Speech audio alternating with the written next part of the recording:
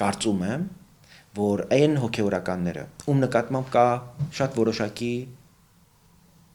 նաև տեղեկություններ, իսկ ես գիտեմ, որ վարչապետի ունեցած տեղեկությունները ստույգ են, որ նրանք կարգը չեն պահում կամ կուսակրոնության հետ կապված խնդիրներ ունեն։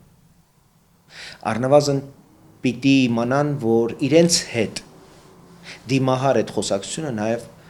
այդ պատճառով է, որ իրենց ուխտը պատշաճ մակարդակով եւ պատշաճ ձևով չեն պահում։ Եվ եթե դուք ձեր ուխտը չեք պահում, ուրեմն նաև արժանի չեք, որպեսզի աշխարհիկ որևէ մեկը ձեզ հետ խոսի որպես հոգևորական, որտեղ ձեր որպես հոգևորական կշիռը, հարգանքը նախ ձեր զոհողությունից է գալիս։ Եթե դուք պատրաստ չեք զոհաբերվել, ուրեմն պատրաստ եղեք նաև ընդունել այնպիսի խոսք, ինչպիսին որ հիմա ուրեմն